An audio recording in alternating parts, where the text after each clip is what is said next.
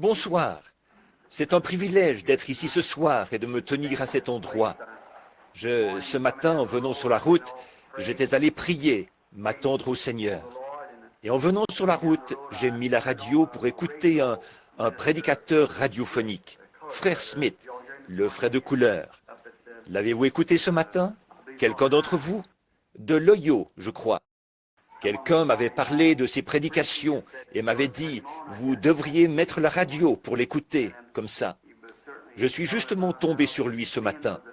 Et il disait clairement que le péché abonde dans le monde aujourd'hui. Et j'ai pris une autre station de radio un peu plus loin. Et là, j'en ai entendu un autre. Quand je suis arrivé ici, j'étais presque sur le point de... Je me suis demandé s'il ne serait pas trop tard pour venir à l'église ce matin, quand je suis arrivé. Donc, c'est vraiment un grand privilège pour nous d'être ici ce soir et de servir au service du Seigneur. Et je parlais de Frère Neville et du message l'autre jour à cette petite dame, notre sœur qui vient de nous quitter. Nous savons tous qui c'était, c'est sœur Weaver. Et je pensais à un homme ici qui va se faire baptiser ce soir.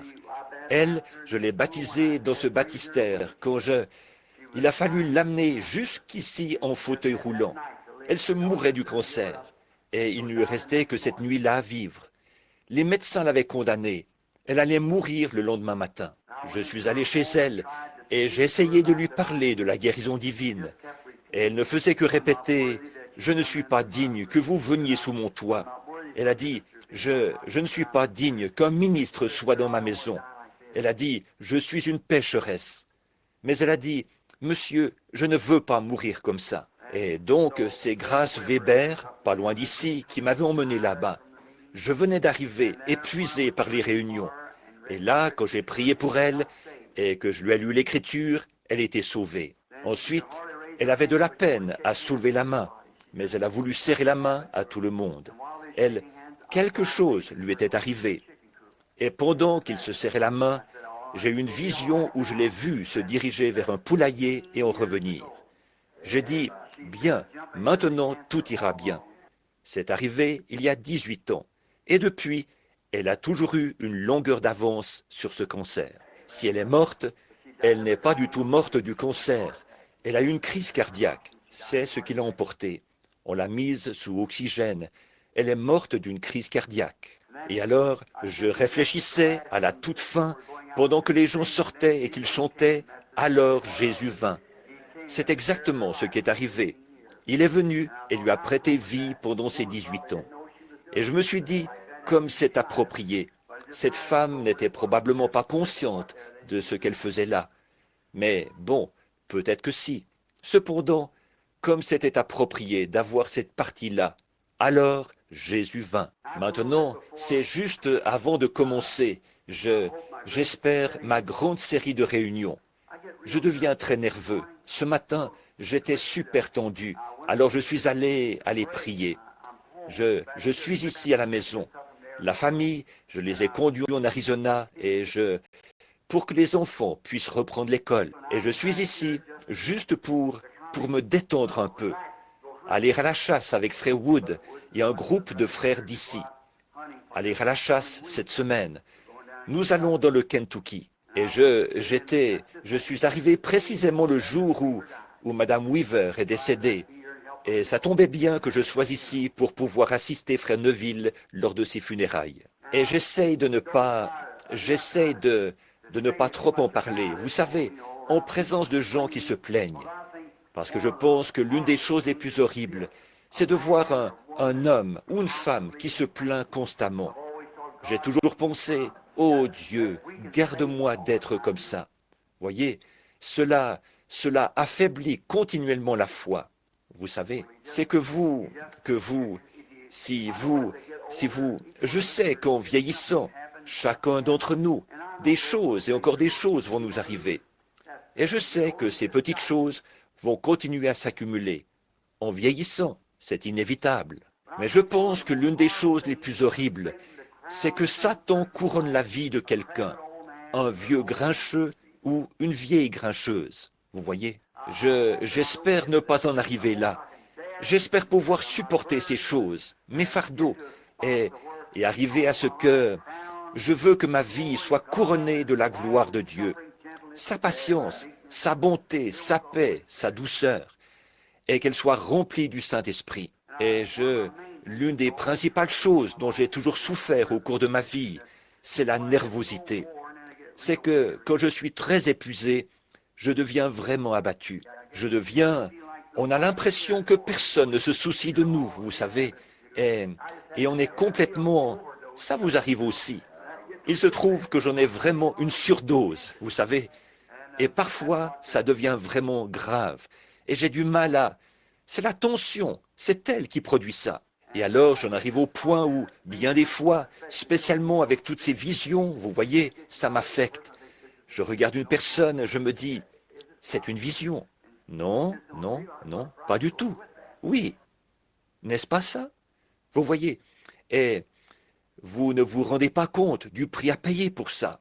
Et donc on se pose des questions. Ensuite, on se met à réfléchir. Eh bien, Ensuite, on se retire dans un coin et on se dit, eh bien, maintenant, qu'est-ce que, qu'est-ce que j'ai accompli? Me voici, j'ai 50 ans et je n'ai encore rien fait pour le Seigneur. Et je vieillis. Et qu'est-ce que... Oh là là! Alors, on attrape ce qu'on avait l'habitude d'appeler le cafard. Certains d'entre vous, les frères d'à peu près mon âge, vous vous souvenez de ce qu'on avait l'habitude d'appeler avoir le cafard. Papa parlait de ça et je me demandais ce qu'il voulait dire. Mais maintenant, je le sais vraiment, ce qu'il voulait dire. Et donc, vous vous mettez à vous sentir comme ça, alors qu'il n'y a rien de vrai là-dedans. C'est seulement vous, et vous le savez. Voyez, vous le savez que ça vient de vous. Donc, là, j'essayais de me calmer un peu et de me préparer pour la grande offensive qui, je l'espère, aura lieu prochainement. Passer alors par... Je dois aller à New York très bientôt et pour des réunions là-bas, une campagne. Ensuite, descendre à Shreveport et ensuite retourner à Phoenix. Après quoi, revenir par l'ouest, la frontière sud des États-Unis. Et puis, on est maintenant en train de faire les préparatifs pour notre déplacement outre-mer, pour commencer là-bas dès que nous le pourrons, après le premier de l'an, peut-être en mars ou en avril, quelque chose comme ça. À partir de Stockholm ou d'Oslo, faire le tour du monde si nous y arrivons lors de cette prochaine tournée. Et maintenant, je suis à la maison pour, en quelque sorte, me reposer un peu, me retrouver et récupérer. Et si le Seigneur le veut, je reviendrai du Kentucky pour être ici dimanche prochain. Et, et si ça va, que c'est agréable au Seigneur, et que Frère Neville n'y voit pas d'inconvénient, eh bien, j'essaierai de prendre le service dimanche prochain, si le Seigneur le veut. Et s'il est aussi bien disposé que Frère Neville, je serai ici. Oui, monsieur. Il est aussi bien disposé, s'il est aussi bien disposé pour ça que Frère Neville. J'espère qu'il l'est. C'est que, voyez, je sais que bientôt, si le Seigneur le veut, je vais être loin de vous pendant un certain temps. Et juste des petits messages. Quand un petit quelque chose me vient à cœur, alors j'ai envie de vous l'exprimer, vous voyez. Et nous pouvons fraterniser autour de ça. Maintenant, j'en ai un assez grand nombre, 5 ou 6, qui me sont venus ces quelques derniers jours. Je suis allé chasser l'écureuil ici, dans les environs, pendant 2 ou 3 jours. Je vais dans les bois, je prends un crayon et du papier. Vous voyez? Alors, quand il commence à faire bien jour, je m'adosse à un arbre quelque part. Si je ne m'endors pas, je me mets à prier. Et là, le Seigneur me donne quelque chose. Je commence à prendre des petites notes là-dessus. Vous voyez? Vous savez ce que je veux dire. Quand on se recueille, alors Puis je rentre, je recopie tout ça sur un calepin. Et alors, quand on fait appel à moi, je vais vite chercher mon calepin. Je le parcours pour voir avec quoi je pourrais commencer. Vous voyez? C'est ce qui vient d'arriver. Donc, maintenant, j'aimerais, si le Seigneur le veut, parler seulement. J'essaie de faire d'écourter ces grands et longs messages, vous voyez, qui prennent des heures. Et le Seigneur m'a aidé à être assez court à Chicago, le dernier soir là-bas, environ 30 minutes. Et quelqu'un est venu me dire, je ne pensais pas que tu pourrais y arriver, mais tu l'as fait. Donc, 30 minutes au lieu d'environ 2 heures et demie ou 3 heures, vous savez.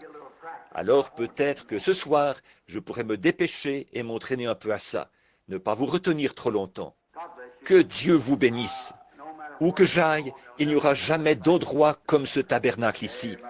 C'est chez moi, mon doux chez moi. Aussi, toute ma sympathie va à la famille Weaver. Et ce précieux frère de couleur qui est décédé, j'ai prié avec lui un peu avant qu'il parte, et c'était un brave homme. Il est maintenant à la maison avec Dieu, et c'est terminé. Il faut partir d'une manière ou d'une autre, ça nous le savons tous. Alors que le Seigneur fasse reposer leur âme en paix, et un jour, nous nous attendons à nous retrouver dans un pays là-bas, où il n'y a pas de maladie, pas de chagrin, pas de mort. Jusque-là, faisons tout ce que nous pouvons pour l'Évangile. À propos de tension, je priais à ce sujet ce matin. Que feriez-vous si vous n'aviez pas de tension? Réfléchissez-y. La tension fait partie de la vie. Ça m'a un peu encouragé quand j'ai eu cette pensée. Si vous n'aviez pas de tension, vous seriez comme une poupée de chiffon. Vous n'auriez pas de sentiments. Rien ne pourrait vous faire réagir. C'est comme un mari et sa femme. Peut-être, si elle veut faire quelque chose et qu'ils essayent de travailler ensemble, spécialement des chrétiens, et que l'autre veut. Et alors, quand vous vous réunissez vous découvrez ce qu'elle a fait. Elle découvre. Voyez, en fait, la tension vous rapproche l'un de l'autre. Quelqu'un vous dit que, eh bien, il dit, pense un peu à ta petite femme qui a supporté beaucoup de tension quand tu n'étais pas très gentil. Ou à ton mari qui a supporté de la tension quand tu n'étais pas très gentil. Après, quand tout est pardonné, regarde quel sentiment tu éprouves pour lui. Oh, là, vraiment, Voyez, il faut que vous ayez des tensions, c'est tout. Réfléchissez un peu à propos de sentiments. Et si vous ne ressentiez rien, pas de douleur, rien, et s'il n'y avait pas de douleur du tout, vous n'auriez absolument aucun sentiment, voyez. Et si vous ne ressentiez rien, alors il vous manquerait un de vos sens, voyez. Alors, voyez, tout est pour le mieux, finalement. Donc, ô Dieu, donne-nous simplement la grâce de tenir debout face à cela. C'est ça qu'il faut. Si nous nous tenons simplement debout, soutenus par cette grâce, que nous nous tenons là et disons, nous savons que quand cette vie-ci sera terminée, celle qui est magnifique est de l'autre côté, là où nous comptons aller. Et alors nous rappelons que toutes ces choses, ce sont des tensions. Or, certaines personnes essaient de présenter le christianisme en disant que vous êtes libérés des soucis, vous êtes... Non, pas du tout. Vous êtes libérés de la tension. Oh non. Vous ajoutez de la tension en devenant chrétien. Parce qu'avant, vous étiez un peu je m'en foutiste, insouciant, n'importe comment. Là-bas, ce que vous faisiez vous était égal. Mais quand vous devenez un vrai chrétien, à tout instant, vous vous demandez, suis-je agréable à mon Seigneur? Si seulement je pouvais l'entendre me parler. Cela vous met sous tension, vous met sur vos gardes. C'est ce qui fait de vous ce que vous êtes. Alors, après tout, la tension est une bénédiction.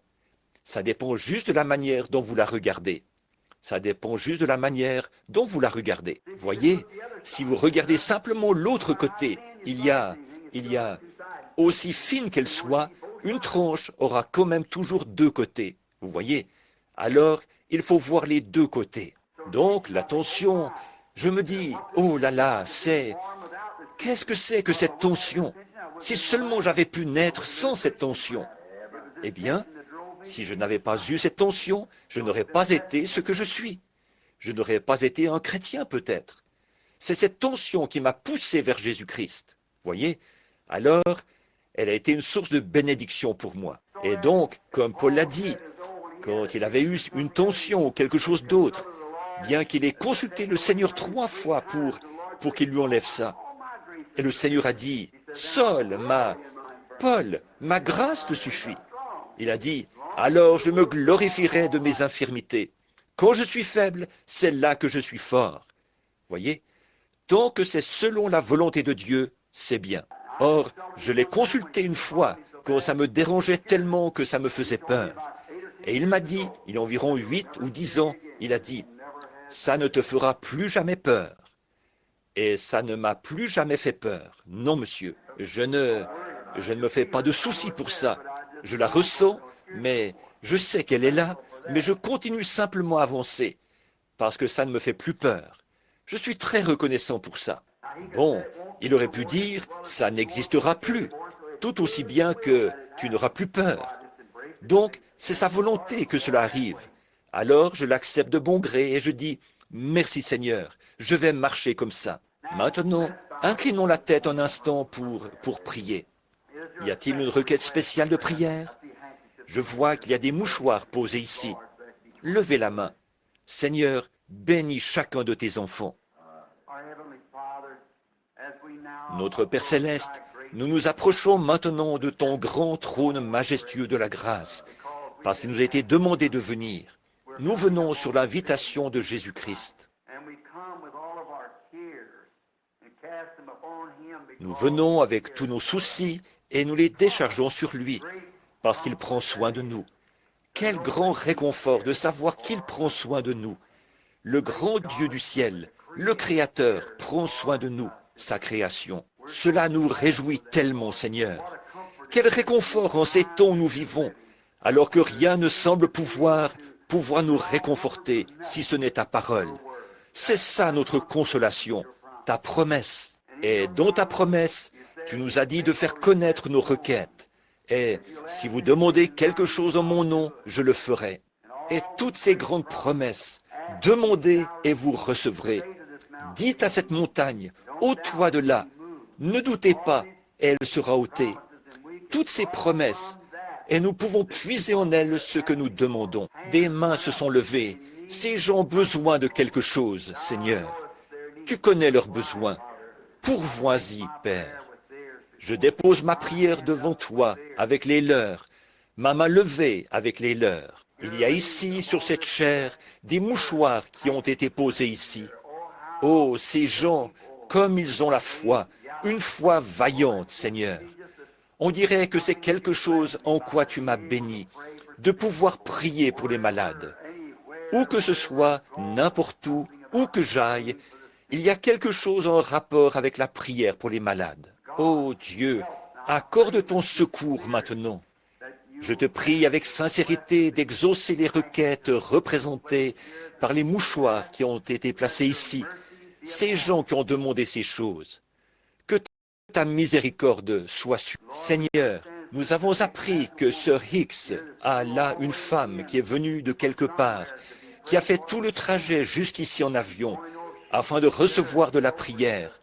Elle est atteinte de cancer. Elle demande si elle pourrait l'amener ici.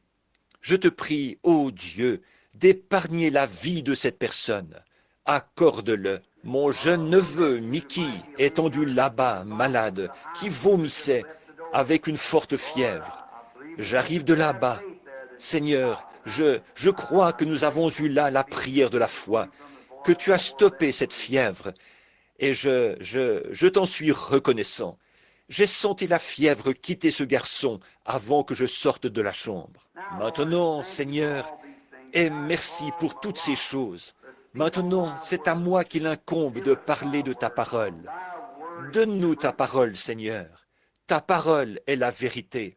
Bénis nos âmes et donne-nous la grâce dont nous avons besoin. Fais que nous la puisions dans les promesses de Dieu ce soir, dans la parole, pour être soutenus pendant le reste de cette semaine. Accorde-le. Bénis notre pasteur, cette âme vaillante, sa femme, ses enfants, les diacres, les administrateurs et toutes les personnes qui entreront dans ce bâtiment ou en sortiront. Accorde-le, Père. C'est au nom de Jésus-Christ que nous demandons ces bénédictions. Amen. Maintenant, je veux lire à deux endroits dans les écrits du Seigneur. Je veux lire premièrement dans le livre des psaumes, le psaume 86. Et ensuite, je veux lire dans Matthieu au chapitre 16, de 1 à 3. Je veux lire une partie de ce psaume, pas tout, mais jusqu'au verset 11 environ, ce qui fait un peu plus de la moitié. Et je veux annoncer ceci, si j'intitule mon sujet avant de prêcher dessus. Le temps de l'union est son signe. Le signe du temps de l'union. Ça semble un peu compliqué. L'union, voyez, le temps de l'union, on en est là maintenant. est le signe de ce temps de l'union. Dans le psaume, une prière de David, le psaume 86. Éternel, incline ton oreille, réponds-moi, car je suis affligé et pauvre. Garde mon âme, car je suis un de tes saints.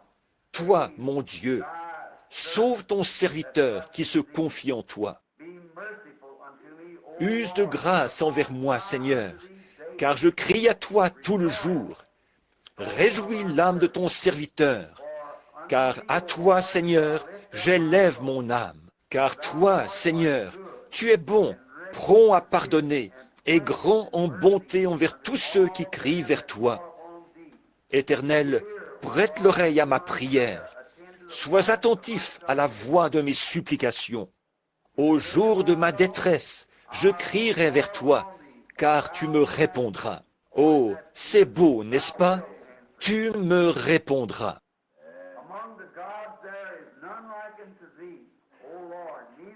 Seigneur, nul entre les dieux n'est comme toi, et il n'y a point d'œuvre comme la tienne. Toutes les nations que tu as faites viendront et se prosterneront devant toi, Seigneur. Tu glorifieras ton nom. Car tu es grand et tu fais des choses merveilleuses. Tu es Dieu, toi seul. Écoutez maintenant. Éternel, enseigne-moi ton chemin. Je marcherai dans ta vérité. Unis mon cœur à la crainte de ton nom. L'unité, voyez, unis mon cœur à la crainte de ton nom. Je parle maintenant d'union et du signe du temps. Maintenant, au chapitre 16 de Matthieu, les pharisiens et les sadducéens abordèrent Jésus pour l'éprouver, lui demandant de leur faire voir un signe venant du ciel.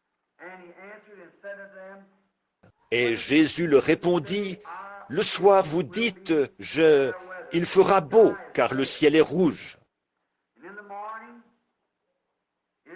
Et le matin, il fera sombre, de l'orage aujourd'hui, car le ciel est d'un rouge sombre. Hypocrite, vous savez discerner l'aspect du ciel, et vous ne pouvez discerner les signes du temps. Que le Seigneur ajoute ses bienveillantes bénédictions à la lecture de cette parole.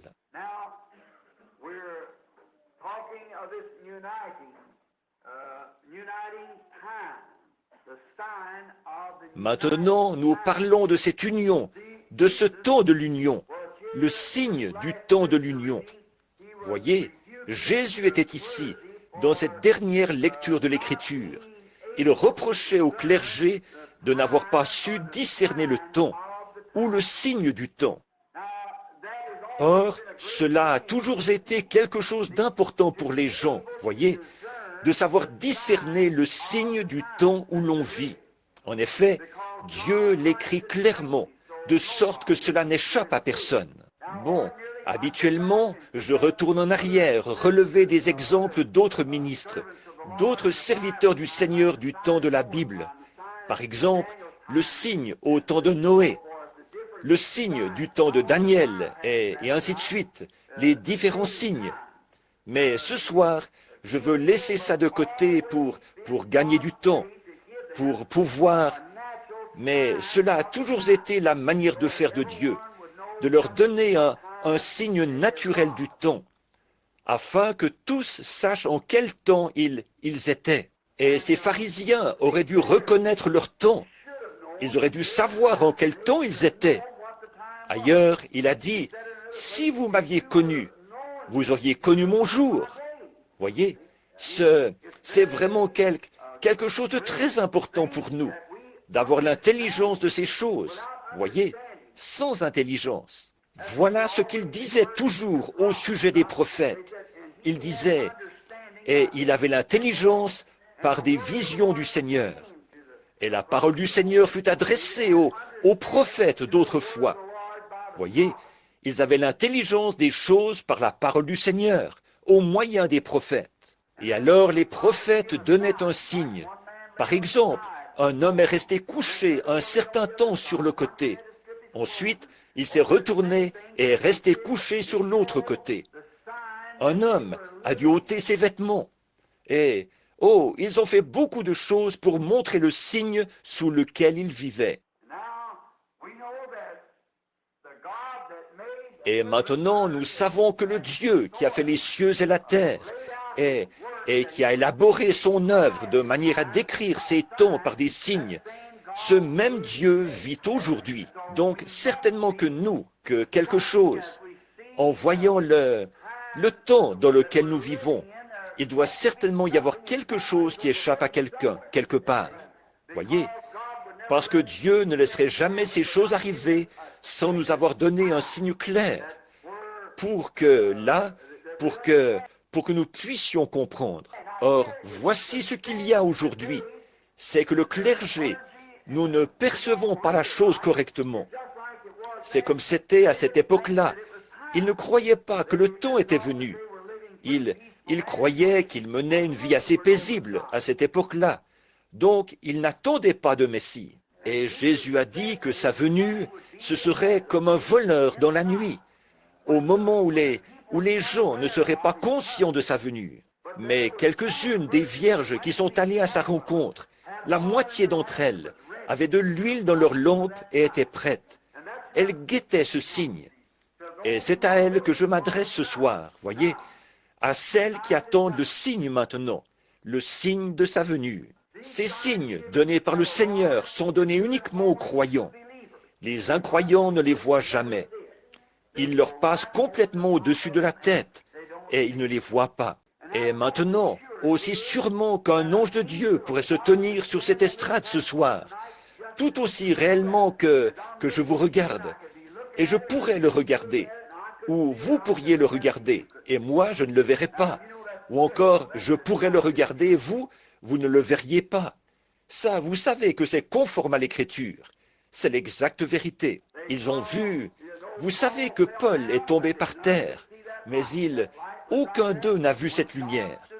Cette lumière était bien là, quand Jean s'est tenu là devant les multitudes, et qu'il y avait des milliers de personnes là-bas, sur la rive, des membres du clergé et des sages, de grands hommes. Et Jean lui-même a dit, il a rendu témoignage qu'il avait vu l'Esprit de Dieu descendre comme une colombe et venir sur lui, et qu'une voix avait dit, « Celui-ci est mon Fils bien-aimé, en qui je me plais à demeurer. » Et personne d'autre que Jean ne l'a vu. Voyez, c'était seulement pour lui. Avez-vous remarqué comme il était frappant, le signe pour les mages? Ils ont regardé, c'était des Hébreux. Ce n'étaient pas vraiment des astronomes indiens, c'était des Hébreux. C'est qu'ils étaient allés là-bas, dans ce pays, étudier l'astronomie pour terminer leurs études. Et quand ils ont regardé en direction de Jérusalem, sachant qu'ils voyaient ces 3 étoiles qui correspondaient au chemin de naissance de chacun d'eux, de Cham, de Sem et de Japheth, de la race dont ils descendaient chacun. Et ils ont vu ces étoiles de leur chemin de naissance. Pour eux, c'était un signe. Lorsque ces étoiles étaient alignées, le Messie était sur terre. Oh là là, ce n'est pas étonnant qu'il soit venu. Où est-il?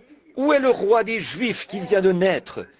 Nous avons vu son étoile en Orient et nous sommes venus pour l'adorer. Où est-il?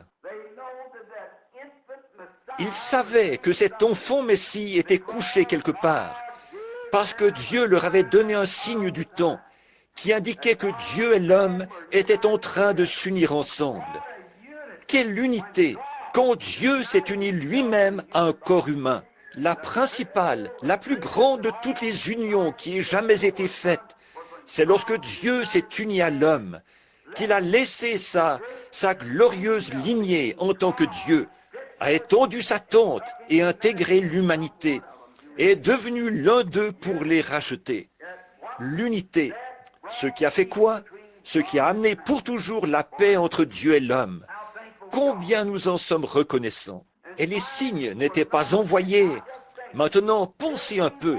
Tous les hommes et tous les astronomes, les gens de cette époque-là, leur horloge, c'était les étoiles. Une sentinelle montait au sommet de la tour. Il montait là-haut et observait. Et ils voyaient quand certaines étoiles étaient dans une certaine constellation, alors qu'elles passaient. Ils savaient quelle heure il était.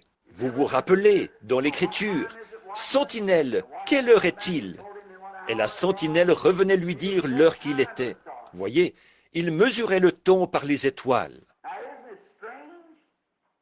Maintenant, n'est-il pas étrange que ces étoiles aient été parfaitement alignées pour 3 hommes et que personne d'autre n'ait vu ça?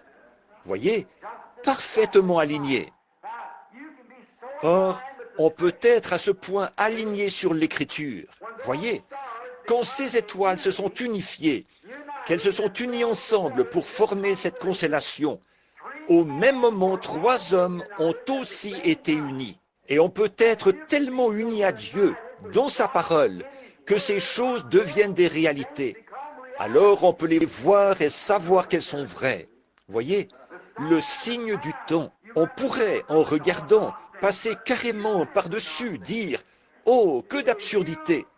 Mais pour vous, ce ne sont pas des absurdités.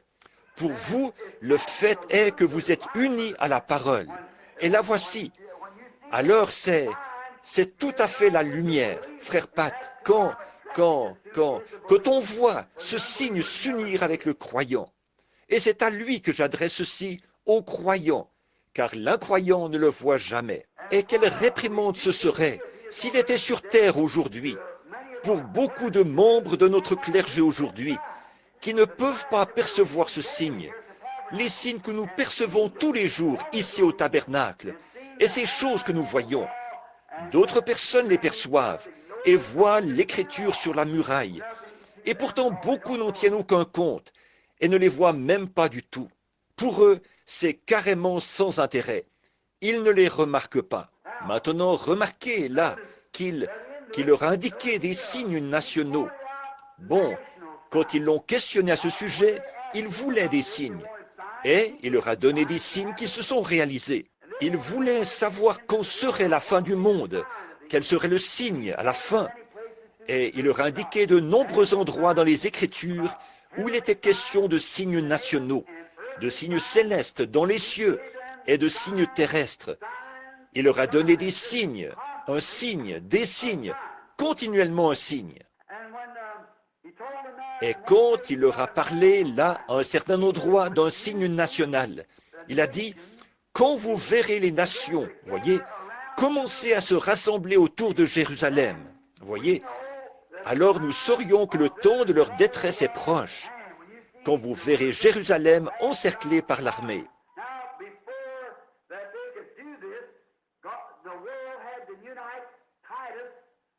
Maintenant, avant qu'ils puissent faire ça, Dieu, le monde devait s'unir. Titus, ce grand général romain, devait réunir ses armées et arriver là, après que les Juifs avaient rejeté le signe du temps que Dieu leur avait donné. C'est à ce moment-là que Titus a réuni ses armées et est venu prendre la ville. Il fallait d'abord qu'il y ait une union du soi-disant peuple de Dieu contre la parole de Dieu, avant que la nation puisse s'unir contre le peuple de Dieu. Voyez, l'unité, l'union, s'unir ensemble. Je crois que nous vivons dans un grand temps d'union. Je note ces feux rouges, ces signaux clignotants et tout. Les femmes, comment elles agissent, et les hommes, comment ils agissent, et les églises, comment elles agissent. Je montre à ce petit groupe, de tout mon cœur, que je crois que nous sommes en train de nous aligner en conformité avec la parole de Dieu, en cette grandeur prophétique, juste avant la venue du Seigneur Jésus.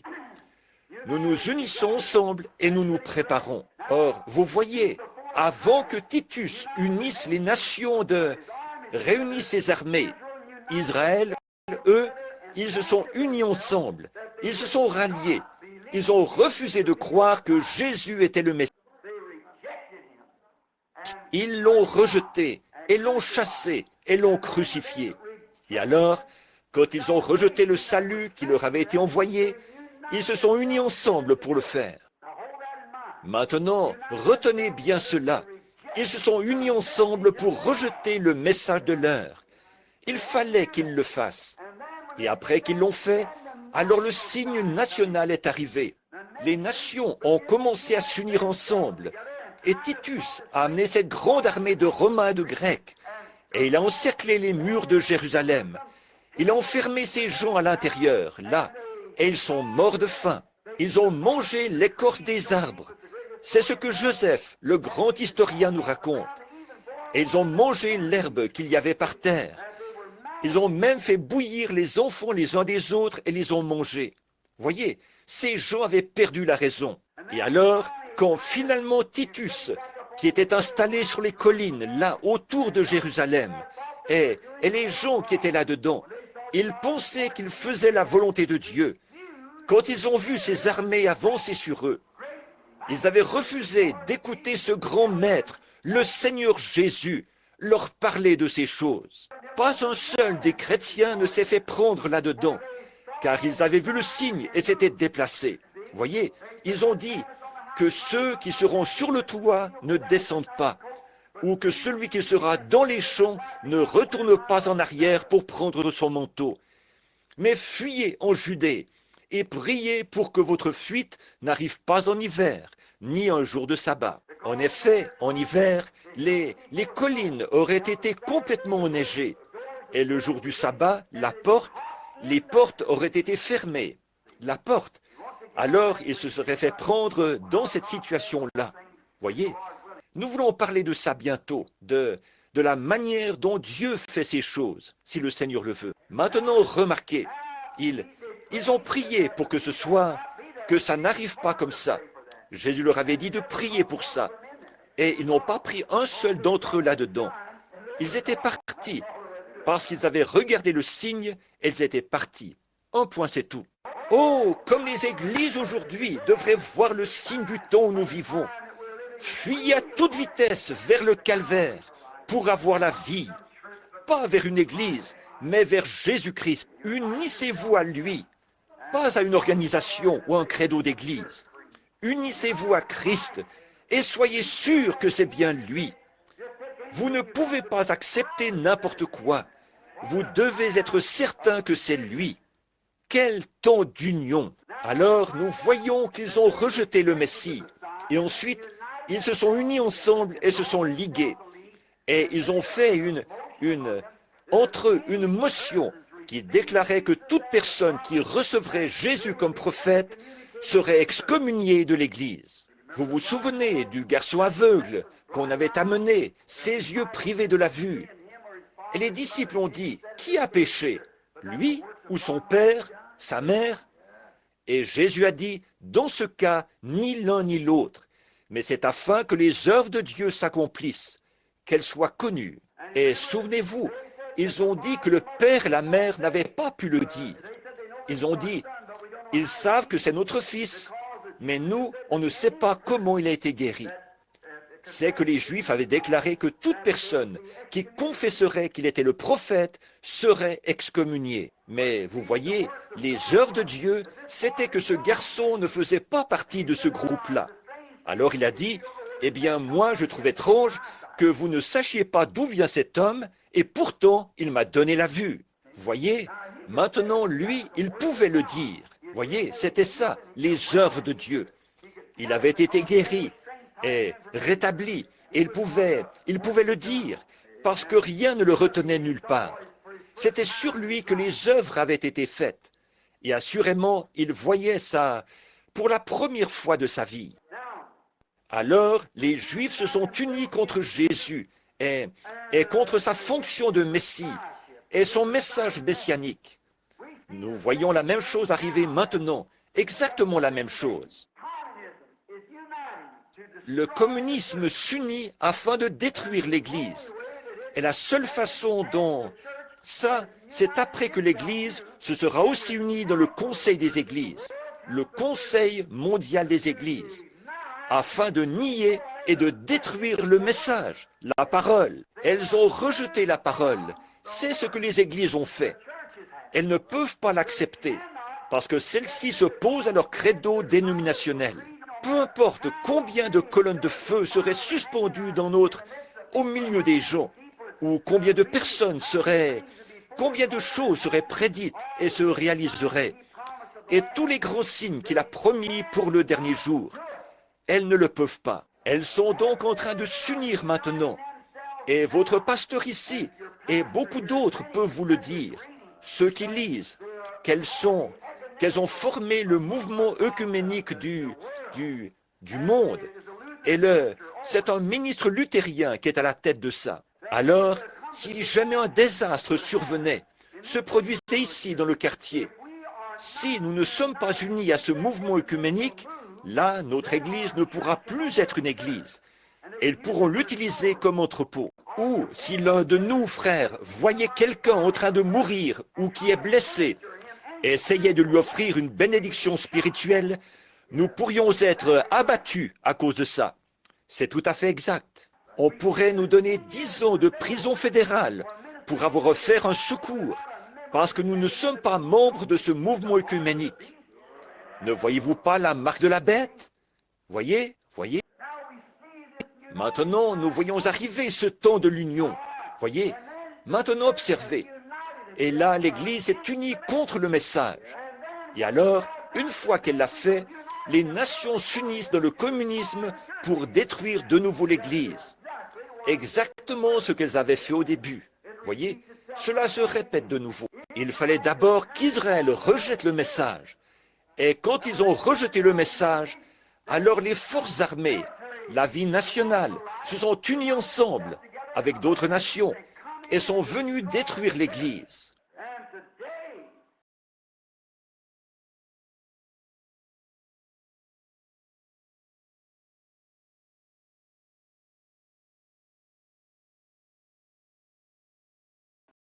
Et aujourd'hui, ils ont rejeté le message du Jésus.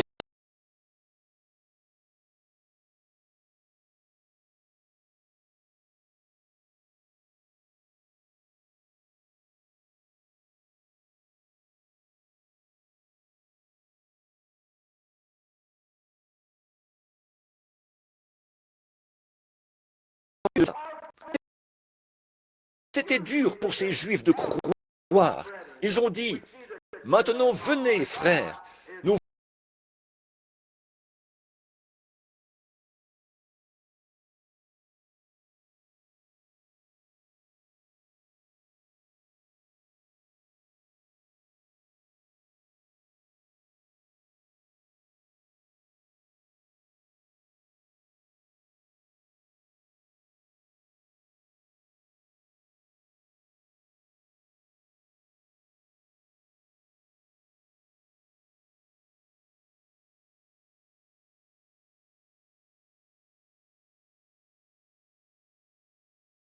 voyons que notre Dieu est avec nous.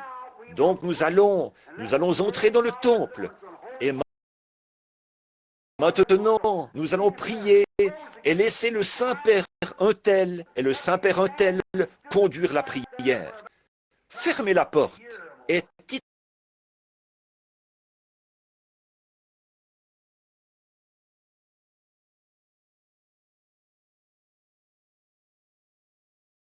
enfin, pas un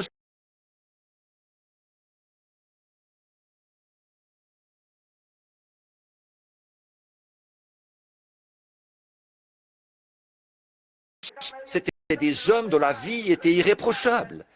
Ils n'auraient pas pu être comme ça et ensuite être un sacrificateur aurait été tué. On l'aurait lapidé à mort pour la moindre petite chose. Alors il devait mener une vie pure, sainte.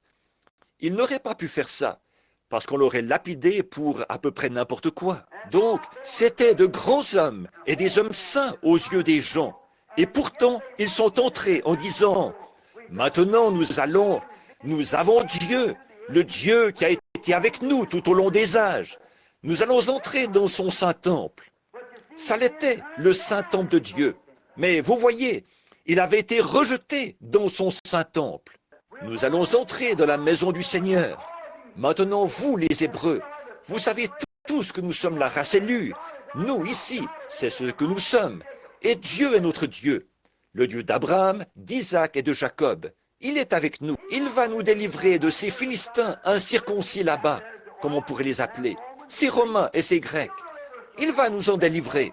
Entrons dans la maison du Seigneur. Ça avait l'air d'être une bonne idée. Mais qu'est-ce qu'ils avaient fait? Le bâtisseur de la maison s'y était trouvé, sous la forme d'un noble charpentier galiléen. Et il l'avait rejeté. Alors que Dieu avait confirmé qu'il était son messager de l'heure, le germe. Et il l'avait rejeté. Alors toutes les prières, toute la sincérité, tous leurs sacrifices ne voulaient rien dire pour Dieu. Ils avaient fait ça. Et Dieu a laissé cette grande armée s'unir pour la détruire. Et nous voyons aujourd'hui que les églises, de par les dénominations et tout ça, rejettent la parole de Dieu. Elles ne veulent pas qu'on leur parle de ces choses, que la science peut pourtant prouver par des photos et tout. Mais quand même, elle ne veut rien avoir à faire avec cela. Donc le communisme est en train de se mettre en place pour les détruire, exactement comme Titus l'avait fait. Et la Bible a dit qu'il le ferait. Exactement. Maintenant, vous voyez où nous vivons? Au temps de l'union. Quand nous voyons ces choses qui s'unissent. Oh, comment se fait-il que nous ne voyons pas ces choses? Vous pouvez regarder ici dans l'Écriture et voir où il l'a promis, que c'est ce qu'il ferait. Maintenant, nous le voyons s'accomplir. Nous voyons dans l'Église ce qu'il a promis de faire. Nous le voyons s'accomplir. Nous voyons les nations s'unir ensemble. Nous voyons les isthmes s'unir ensemble.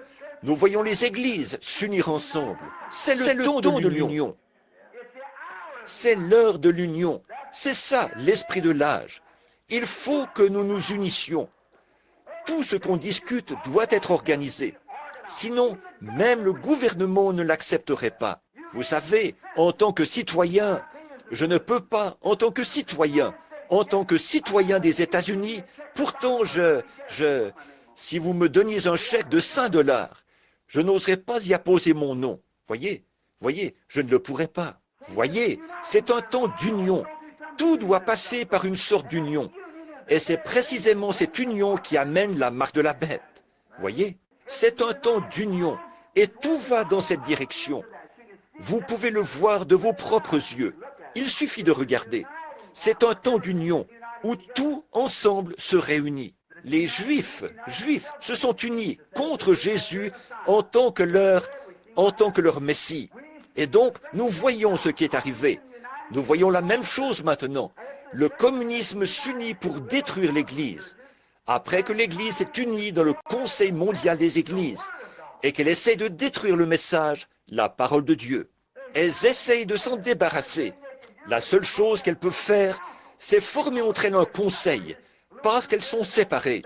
Un petit groupe ici, les méthodistes, et les baptistes, et les luthériens, et les presbytériens, l'Église du Christ, et ainsi de suite comme ça. Elles ne peuvent rien faire, parce que celle-ci sera contre celle-ci sera contre l'autre.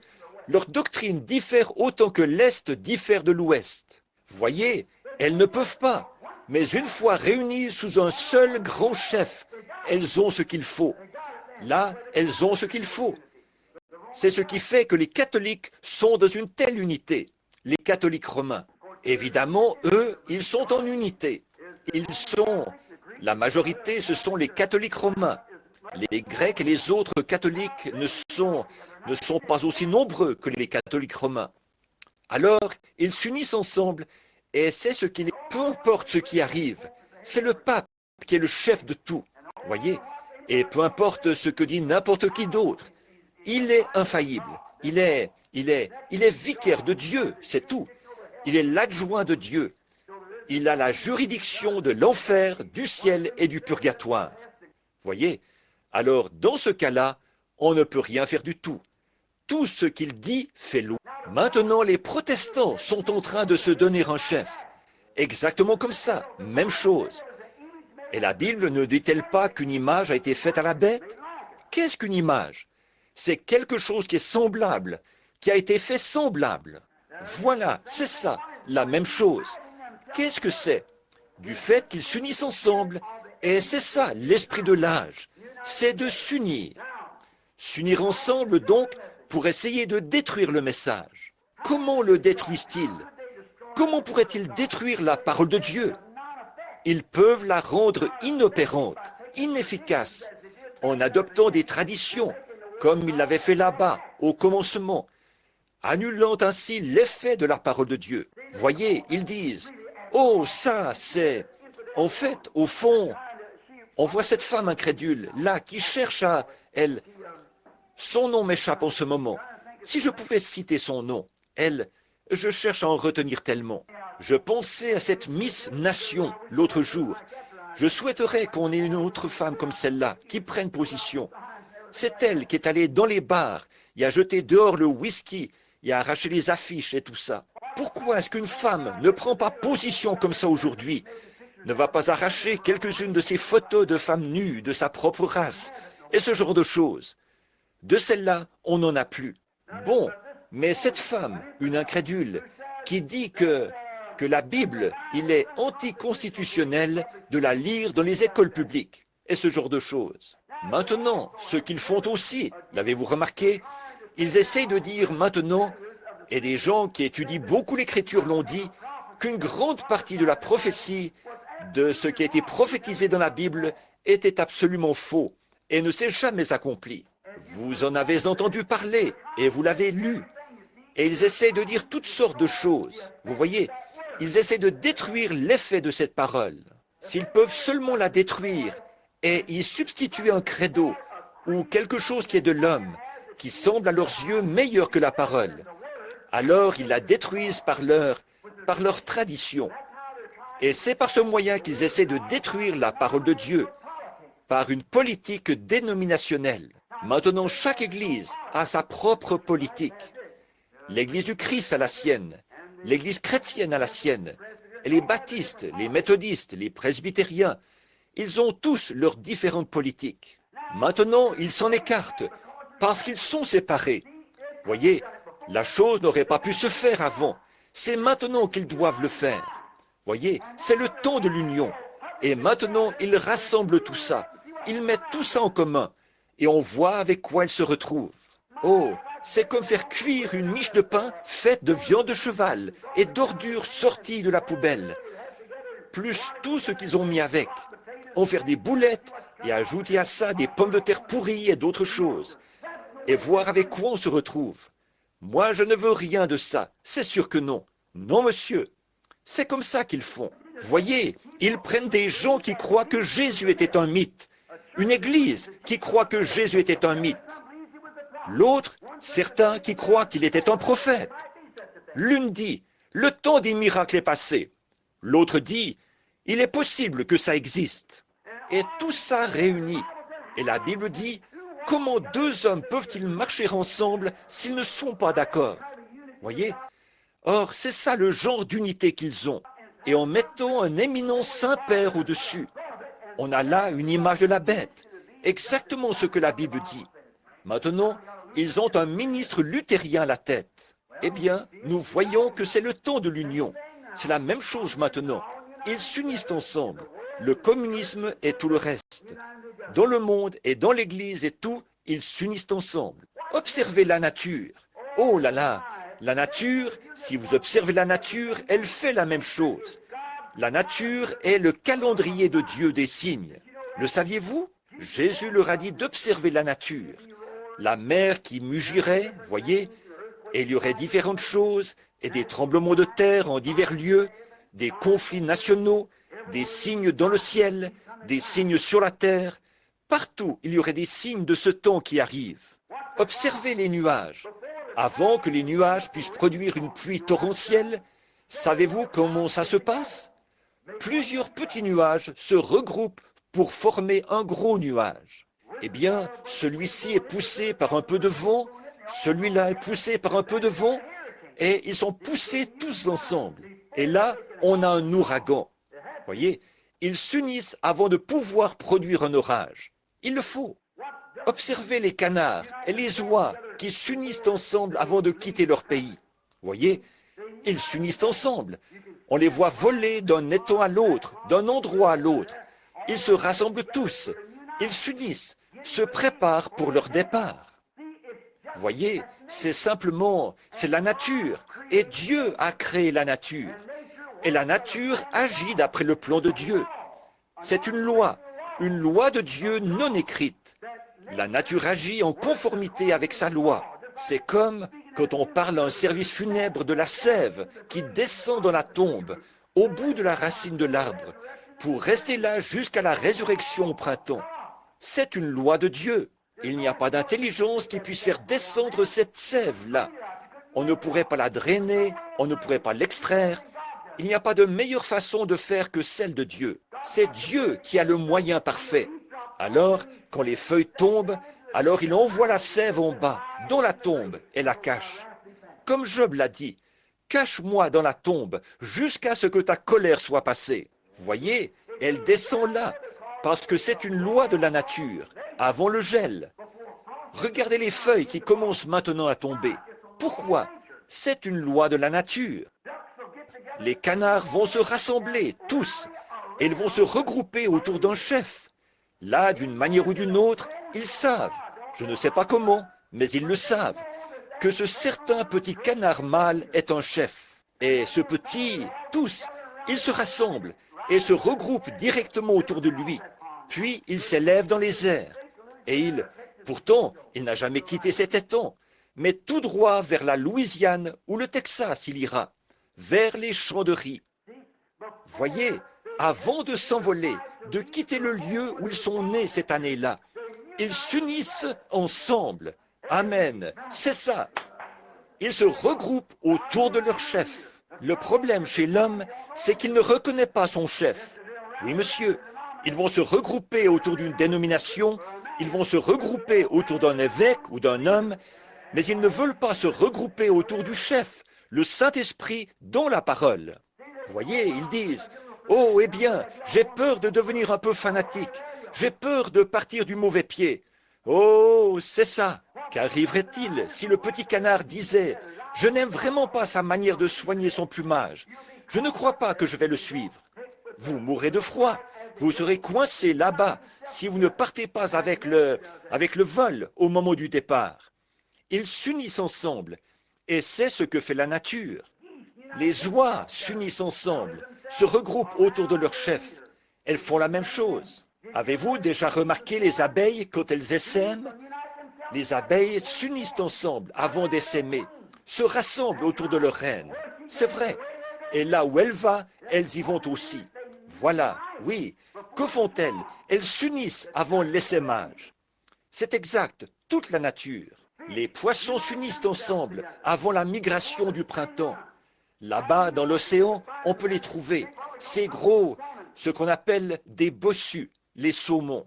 Quand ils viennent là, avant cette migration, on les voit par dizaines de milliers, là-bas dans la mer, qui s'amènent tout autour, dans l'eau salée, alors qu'en fait, ce sont des poissons d'eau douce. Et les voici qui remontent directement dans cette eau douce.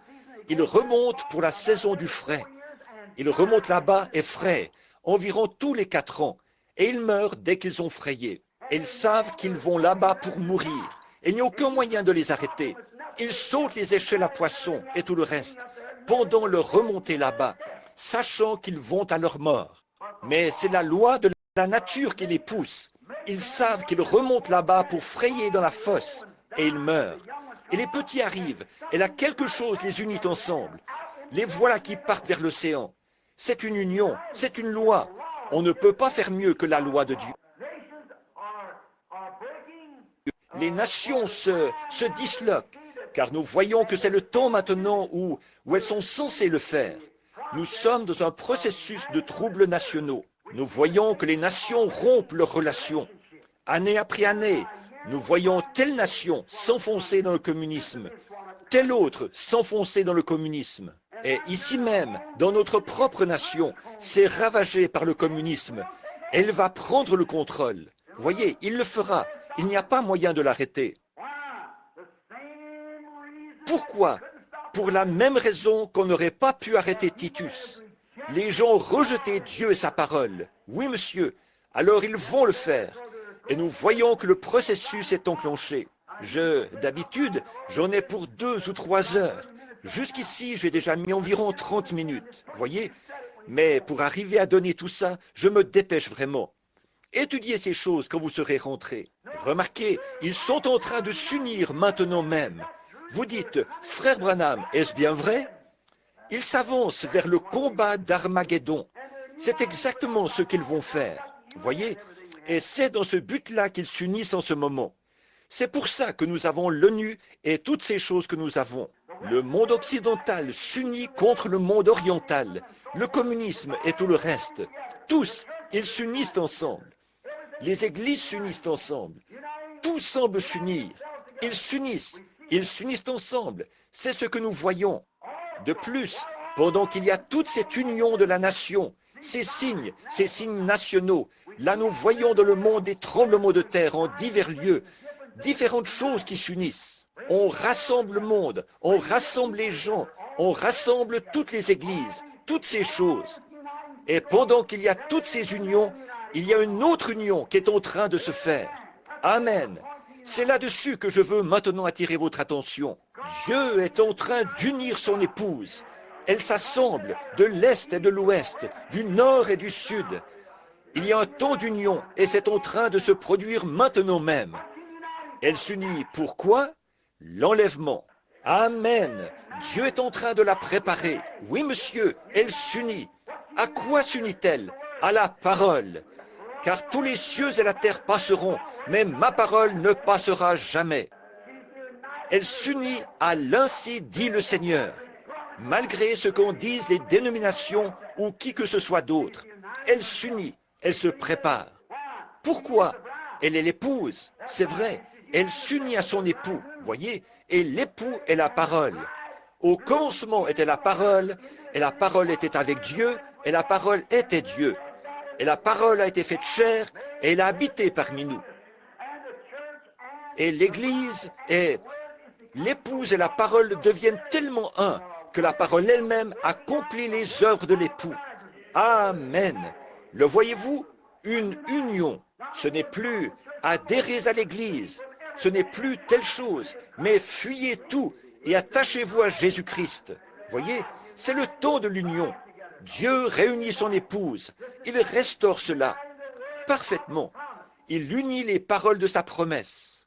2 Thessaloniciens chapitre 2, il y est dit au chapitre 5, il est dit, les saints qui dorment dans la poussière de la terre se réveilleront. Et alors, nous nous unirons avec eux, les vivants avec ceux qui sont morts. Nous nous unirons avant même d'arriver là-haut, parce que l'épouse sera au complet quand elle arrivera là-bas. Ceux qui sont vivants, ils sont en train de s'unir à la parole.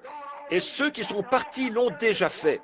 Et tout cela s'assemble pour former une grande union. L'union qui se fait avant de monter là-haut. Amen.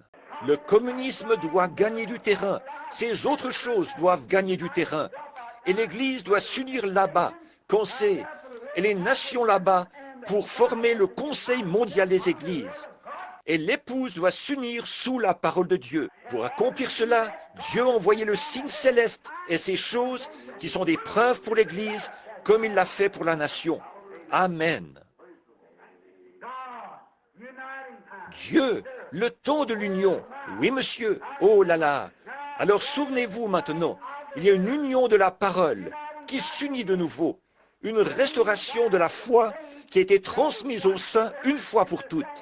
Une restauration, ce qui ne pouvait se faire qu'en ce jour-ci.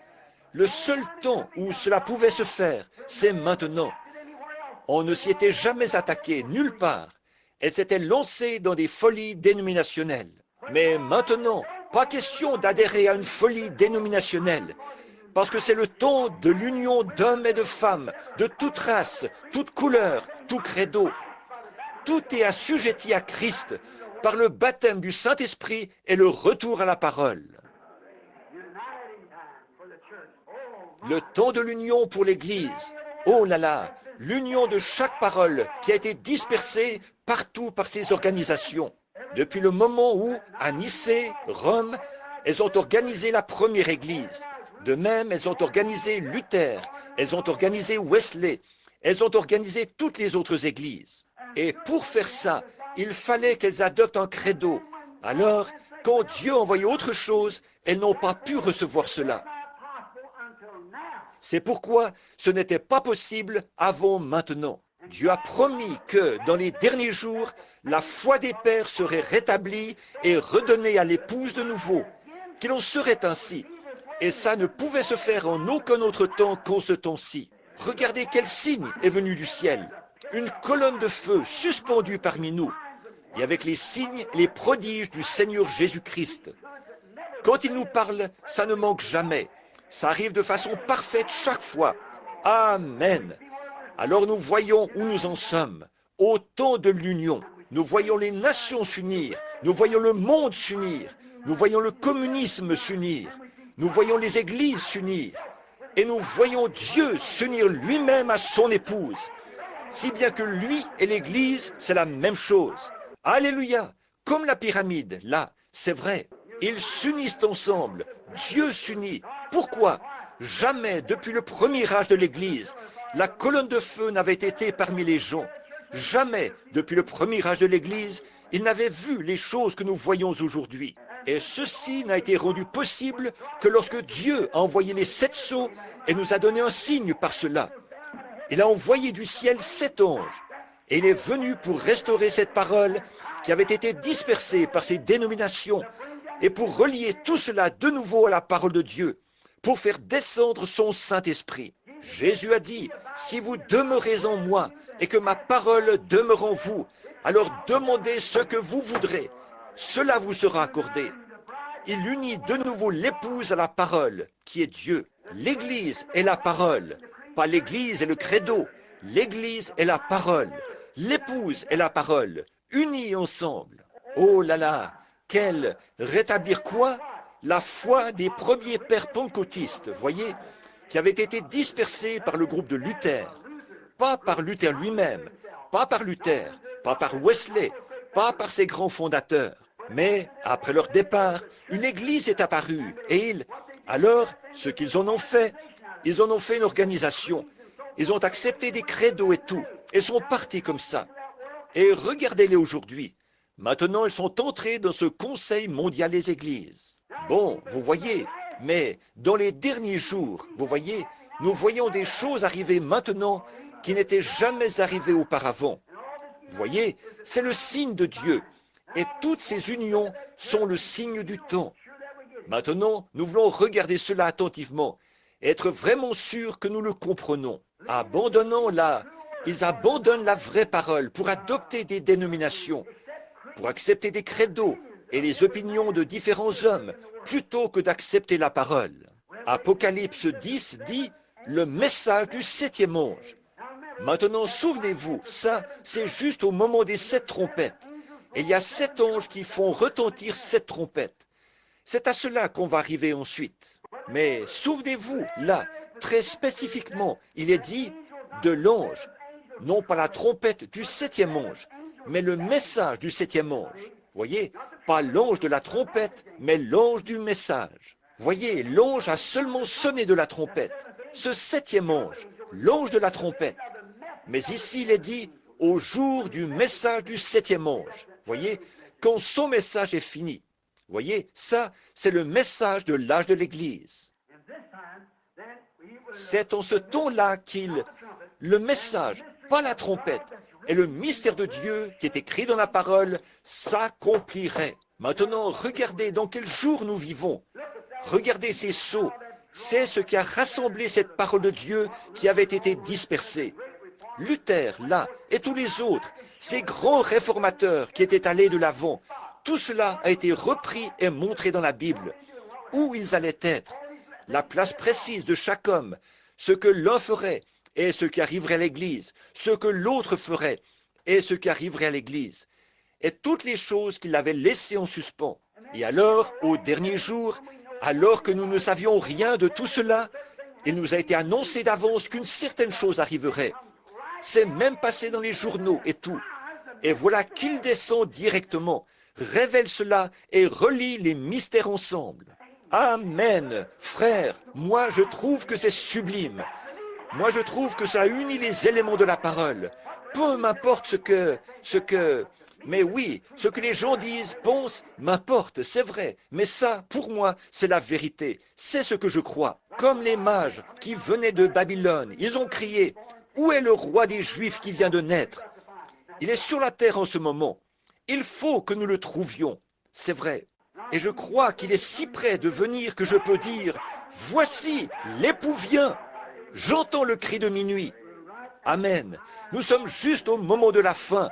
Oh là là, cette heure dans laquelle nous vivons. Remarquez, voyez, quel jour, quel temps que celui où nous vivons, où ce grand mystère de Dieu s'accomplit, faisant connaître la divinité, montrant ce qu'il en est. Ces petits ismes au moyen desquels ils ont dévié et fait de lui ceci, et quelqu'un a fait de lui ceci, et quelqu'un a fait de lui cela. Mais l'ange du Seigneur est descendu et a dévoilé tout leur isme. Il a dégagé de là la vérité et l'a présentée. Voilà, c'est ça. C'est absolument parfait. Pas moyen de le voir autrement. Voilà, c'est ça. C'est ce qu'il est. Voyez, la semence du serpent, toutes ces différentes choses qui ont été si mystérieuses pour les gens. Voyez, qu'est-ce que c'est? C'est le signe qui indique quoi? Qu'il faut s'unir. Qu'est-ce qu'il a dit dans Malachie 4?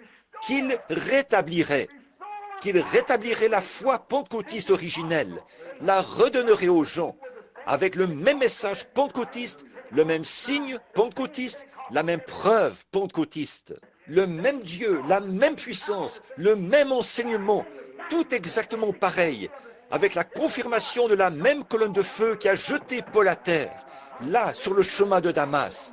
Il est parmi nous aujourd'hui, faisant les mêmes choses qu'à cette époque-là. S'unir. Nous voyons les nations s'unir, nous voyons le monde s'unir, nous voyons les églises s'unir, nous voyons l'épouse s'unir, s'unir à la parole. Pourquoi? La parole est Dieu. Et comme la parole, comme l'époux étant la parole et l'épouse étant l'auditrice de la parole, ils se joignent ensemble dans une union. Ils s'unissent, c'est comme un mariage. Voyez, ils se préparent pour un mariage et ils deviennent un. La parole devient vous, vous devenez la parole. Jésus a dit, en ce jour-là, vous le saurez. Tout ce que le Père est, je le suis.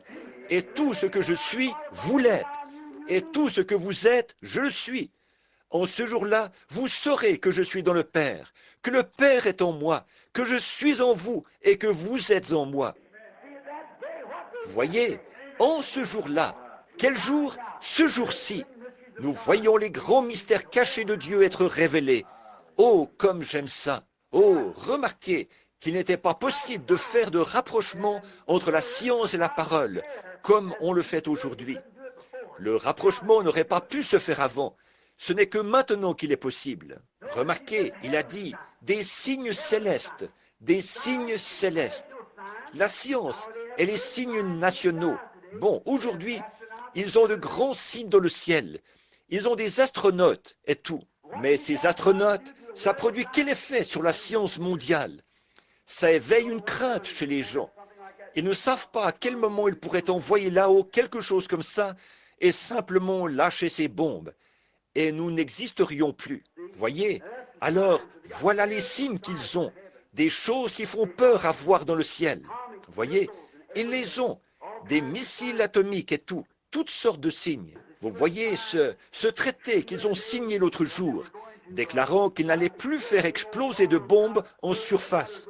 Mais maintenant, ils vont sous l'eau et dans le sol. Ils continuent quand même à les tester. Voyez, ils signent un traité.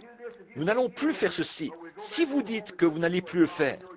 Mais nous allons retourner chez nous et le faire de cette manière-ci. Nous savons qu'au même moment, vous faites pareil là-bas. Voyez, il n'y a absolument rien. Ce n'est que... Il n'y a aucune confiance entre eux. Il n'y a rien. On peut, voyez, et ils ont tous peur les uns des autres. C'est un signe qui fait peur. La science, l'homme et les nations produisent dans le ciel un signe qui fait peur. C'est tout à fait vrai. Donc, ils ont peur les uns des autres. Et il y a un signe céleste qui a été donné à... Voyez, bon, eux aussi, ils ont leur signe dans le ciel. Un signe qui fait peur. Un homme astronaute. Il pourrait avoir un missile atomique, le lâcher et détruire la nation entière. Monter là-haut comme astronautes et se tenir là. Rien ne les empêche de faire ça. Ils peuvent certainement le faire. Quand ils le veulent, ils peuvent la réduire en poussière s'ils le veulent. Mais dans les 15 prochaines minutes, et ce que l'un peut faire, l'autre aussi peut faire pareil. Donc, vous voyez, là, ils ont un signe, mais ce genre de signe les effraie. Ils s'unissent ensemble, ils unissent leurs forces. Le monde libre, il unit ses forces. Le communisme unit ses forces avec la Russie. Tous, mais chacun a peur de l'autre. Voyez, c'est un signe qui fait peur. C'est vrai, ça, ce sont des signes nationaux et tout. Mais l'Église a reçu un signe céleste, un astronaute. Amen. Jésus-Christ sous la forme d'une colonne de feu. Comme il était dans l'Ancien Testament, comme il était quand il a rencontré Saul là-bas sur le chemin de Damas. Le même Jésus ici aujourd'hui. Et qu'est-ce que cela produit? Est-ce que cela amène la peur? Cela amène un amour, une union les uns avec les autres. Amen. De la sympathie les uns pour les autres. Cela amène l'amour de Dieu. Oh, cela nous unit et nous amène le corps de Christ à l'unité en tant qu'épouse. C'est ce qu'il produit maintenant. Cette grande union que Dieu, eux, ils s'unissent. Un groupe ici pour combattre l'autre. Un groupe par ici pour combattre l'autre. Et l'Église est là entre les deux. Regardez bien ce qui va arriver. Elle va s'unir avec eux. C'est tout à fait vrai.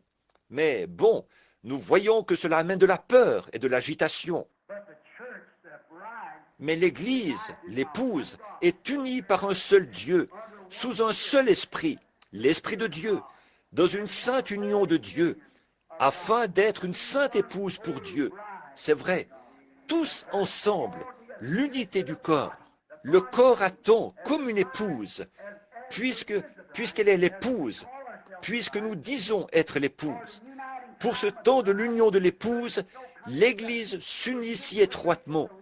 Cela devrait créer entre nous tellement d'amour, au point qu'il nous soit difficile d'être éloignés les uns des autres. C'est vrai, on ne fait que... On n'a pas besoin de supplier les gens de prier. On n'a pas besoin de les supplier d'adorer Dieu. On n'a pas besoin de les supplier de faire ce qui est bien. Ils sont tellement amoureux de lui que rien d'autre ne compte. Pensez à une jeune fille, une très jolie petite demoiselle, qui va épouser un beau jeune homme dont elle est follement amoureuse. Cela compte plus pour elle que sa propre vie. Elle sait que, très prochainement, ils vont se marier. Alors que le jour du mariage approche, cette petite, je vous le dis, elle ne tient plus en place. Voyez, elle prépare tout. Elle s'abandonne complètement à lui. C'est vrai, tout ce qui lui fait plaisir, c'est ça qu'elle veut faire. Eh bien, il devrait en être ainsi de l'Église aujourd'hui. Notre vie devrait être tellement cachée en Dieu par Christ, scellée à l'intérieur par le Saint-Esprit. Ce que je vous enseigne ici, je vous parle de ces signes et de ces différentes choses qui sont en train de se produire. Je n'ai pas le temps de le faire maintenant. Je le ferai dans un autre message si le Seigneur le veut. Mais il y a encore une petite chose qui manque dans l'Église. Ça, nous voulons y venir. Et je suis sur le point de le faire maintenant. Voyez, nous voulons y venir. Si vous devez le faire. Si vous ne le faites pas, vous devez le faire. Un point, c'est tout. En effet, regardez, le temps de l'union est proche, car Dieu est en train de rassembler l'Église pour produire un enlèvement, afin qu'elle aille au mariage pour la grande union, quand Dieu et l'homme s'uniront pour l'éternité, quand des créatures du temps s'uniront avec ce qui est éternel. Cela s'est fait une fois, sous la forme du Fils de l'homme sur la terre. Et lui, il lui a fallu donner sa vie, afin d'amener une puissance, d'unir d'autres hommes par cette même puissance pour produire l'épouse de Jésus-Christ. Et maintenant, l'Église est en train de s'unir au corps de Christ. Elle s'est libérée, dégagée de chaque petite chaîne. Elle se prépare, elle se rassemble. Il y a une union entre eux. Oh, de l'amour et de la joie. Et le Saint-Esprit agit parmi eux. Oh là là, quel temps! Comme nous voyons les canards se préparer, nous voyons les oies se préparer, nous voyons la bête, les abeilles se préparer, nous voyons les nuages se préparer pour la pluie, nous voyons tout. Tous s'unissent ensemble pour leur grande offensive. Nous voyons la Ligue des Nations, les nations réunies qui s'unissent dans le communisme. Ici, dans le monde occidental, nous voyons qu'elles s'unissent. Nous voyons l'Église, elles s'unissent ensemble, toutes les autres. Alors, c'est absolument impossible. En aucun autre temps, il n'aurait pu en être ainsi. Il n'aurait pas pu en être ainsi il y a 20 ans. Il n'aurait pas pu en être ainsi. Il n'aurait pas pu en être ainsi il y a 10 ans. Il faut que ce soit maintenant même. Voyez, parce que ces ismes et tout n'en étaient pas encore venus là. Maintenant, réveillez-vous, secouez-vous au plus vite et regardez ici où nous en sommes. Où sommes-nous? Comme ces mages, nous sommes bien alignés sur la parole et la lumière du Seigneur brille sur notre sentier. Gloire à Dieu dans les lieux très hauts. Gloire à Dieu qui nous a donné Jésus-Christ, lui que nous aimons et qui nous a amenés à ce point. Et comme nous sommes son peuple, racheté au prix de son sang. Oh là là, quand arrive le temps de l'union, nous regardons comme nous nous unissons les uns avec les autres par les liens de son esprit. Est-ce possible que ce soit son esprit? Bien sûr que c'est son esprit. Pourquoi cela? C'est sa parole, et c'est là l'esprit de la parole. Quand cet esprit de la promesse vient sur vous, et qu'il confirme et démontre ce qu'il est, ici même, est-ce le même esprit? C'est celui qui était avec Moïse dans le désert. C'est celui qui était sur Jésus-Christ. C'est lui qui a rencontré Saul quand il était en route vers Damas. Il est le même hier, aujourd'hui et éternellement. Et il fait la même chose. Et nous voyons les nations réunies, nous voyons les chefs des églises réunis, nous voyons le communisme réuni, nous voyons les ismes s'unir, nous voyons toutes ces choses. Et maintenant nous voyons l'épouse s'unir à la parole. Oh là là, le moment est venu où les saints vont ressusciter pour s'unir avec ceux qui sont vivants, afin d'aller s'unir à Jésus-Christ pour l'éternité. Que Dieu nous aide, chacun de nous, à nous unir à Christ ce soir, que nous abandonnions tout ce que nous sommes, tout ce que nous avons, toute notre âme, tout notre corps et toute notre pensée à Jésus-Christ, et que nous attendions le moment de cette union, quand la trompette de Dieu retentira, qu'il n'y aura plus de temps, et que poindra le matin éternel, resplendissant de beauté, quand les morts en Christ ressusciteront et se rassembleront là-bas, sur l'autre rive, avec l'épouse qui est vivante, pour être enlevés ensemble. Regardez l'union. Dieu qui unit l'Église avec sa parole, et la parole avec l'Église, les deux devenant une seule et même chose. Dis ceci, et cela arrivera. Fais ceci, et cela arrivera. C'est ça, c'est moi devant toi, c'est moi qui le prouve, c'est moi avec toi.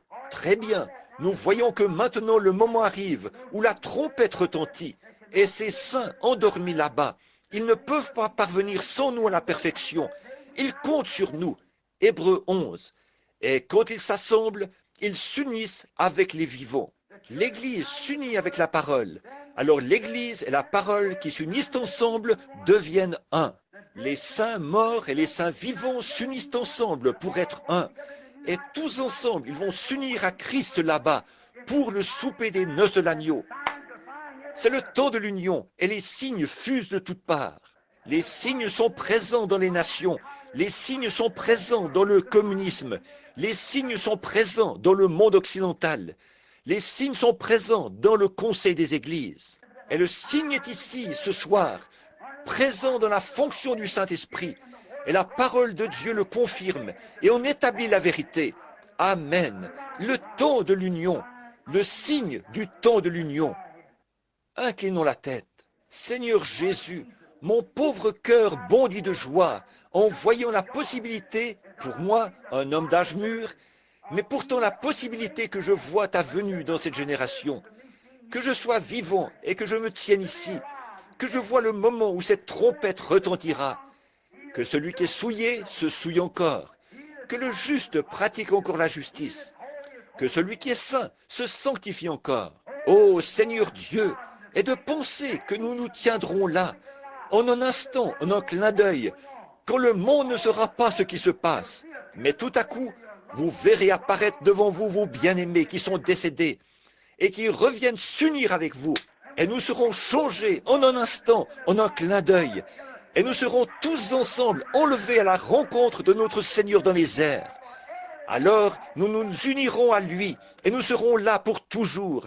Plus jamais nous n'aurons à être privés de sa présence. Comme c'est glorieux aujourd'hui, Seigneur, de savoir que nous sommes maintenant unis en étant un seul esprit, le Saint-Esprit, qui a le contrôle absolu de la parole, vient en nous. Et comme c'est glorieux, quel privilège de pouvoir nous détacher de tout ce qui est du monde pour nous unir à Jésus-Christ. Et de penser qu'un jour, sous une forme physique, avec un corps semblable à son propre corps glorieux, nous nous assiérons à table, au souper des noces, et là nous serons unis et mariés à lui, pour vivre comme épouse et époux tout au long des temps à venir, tout au long d'une éternité sans fin. Seigneur Dieu, que ceci ne soit pas qu'une pensée mythique pour les gens, mais que cela devienne une réalité, au point qu'une faim et une soif intense s'installeront dans les gens, qu'ils, en lisant leurs journaux, en regardant, en écoutant la radio et les nouvelles, et en voyant que c'est le temps de l'union, les signes clignotent. Seigneur Dieu, nous avons parlé, entre autres, des femmes, de ce qu'elles feraient dans les derniers jours, de ce que l'Église ferait dans les derniers jours, de ce que les ânes de l'Église seraient, et de ce que les sots seraient, de toutes ces autres choses. Et nous voyons ce qui est arrivé du temps de Noé, nous voyons ce qui est arrivé du temps de Sodome et de Lot, quand l'ange de Dieu s'est fait connaître dans une chair humaine, qui a mangé la chair d'une vache et bu le lait de la vache, et mangé du pain. Il s'est tenu là et a pu dire ce qui se passait derrière lui.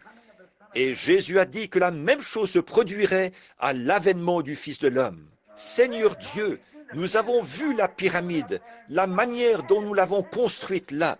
Nous avons vu comment nous y avons ajouté ces choses. Et nous constatons que nous sommes au temps de la fin, attendant le chef, la pierre angulaire. Gloire à Dieu. Nous te prions, Père, de réveiller les gens rapidement maintenant et de nous rassembler dans l'amour divin et le respect envers Jésus-Christ et les uns envers les autres. Si certains d'entre vous ici ce soir n'ont pas cette espérance en eux, voulez-vous lever la main vers Dieu et dire « Seigneur Dieu, unis-moi à toi, unis-moi à toi ». Que Dieu vous bénisse, frère, que Dieu vous bénisse.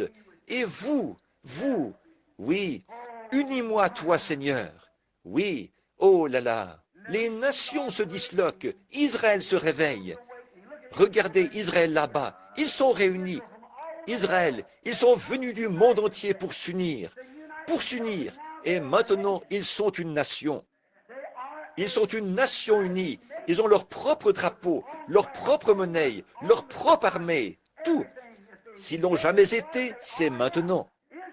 Israël est uni, Rome est unie, l'Église est unie, et l'épouse est en train de s'unir. Amen. La venue de cette grande union, qu'est-ce que c'est? Tout se dirige vers ce signe principal et capital. Jésus et son épouse qui s'unissent pour être un. Dieu notre Père, accorde ces bénédictions que je demande pour ces gens, et puissions-nous être unis à toi de cœur et d'esprit, car ils ont levé la main, montrant qu'ils désirent cela. Seigneur Dieu, purifie-nous et fais que nous soyons à toi. Accorde-le, Seigneur. Tout ce que nous savons faire et pouvons faire, c'est demander. Et alors, tu as dit que si nous le demandions et le croyions, nous le recevrions. Je l'attends, Seigneur. Je te remercie au nom de Jésus-Christ. Amen. Je l'aime. Je l'aime.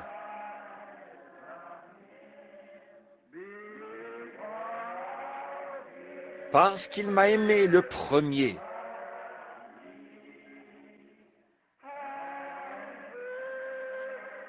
Et a acquis mon salut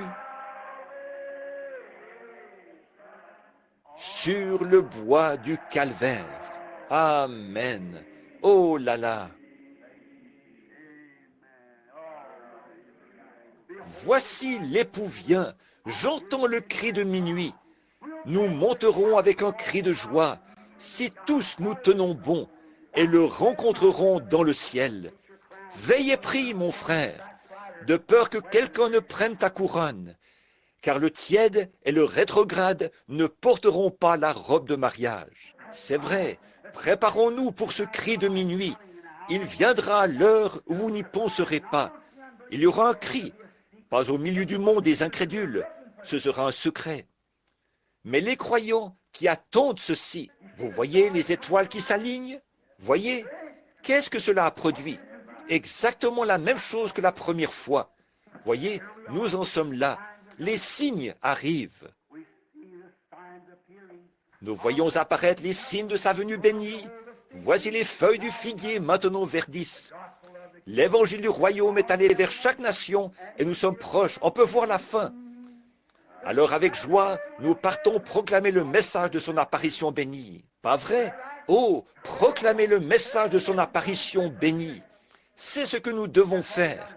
Dire à tout le monde, tenez-vous prêts, préparez-vous à rencontrer Dieu. Amen. Je l'aime. Oh, comme je l'aime. Maintenant, levons-nous là. Alors que nous nous saluons, tournez-vous pour serrer la main à quelqu'un et dites, jusqu'à ce que... Serrez-vous la main là. Nous nous revoyons.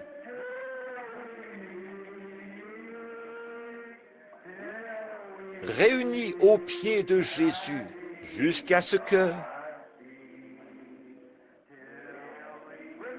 Souvenez-vous, il se pourrait que vous soyez rappelés. Notre prochaine réunion pourrait avoir lieu à ses pieds.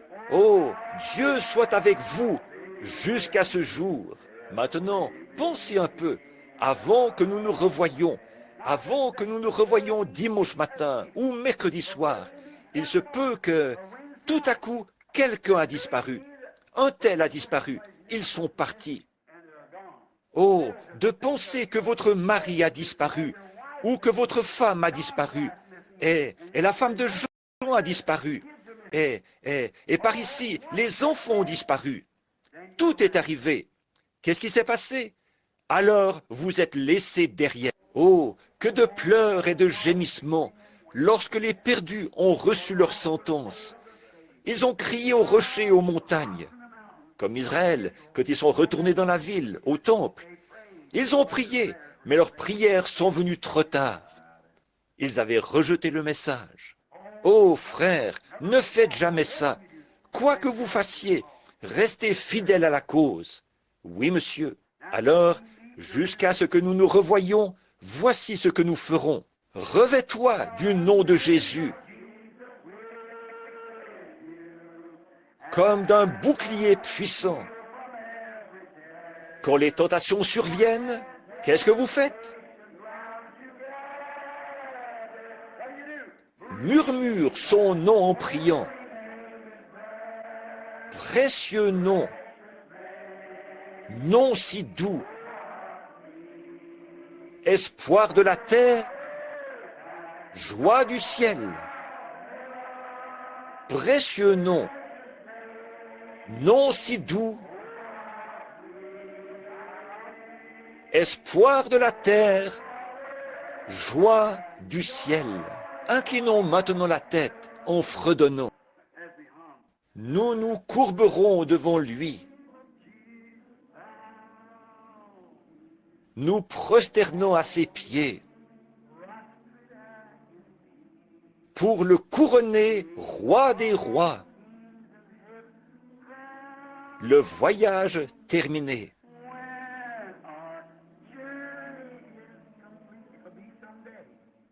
Jusqu'à ce que nous nous revoyions, que Dieu soit avec vous.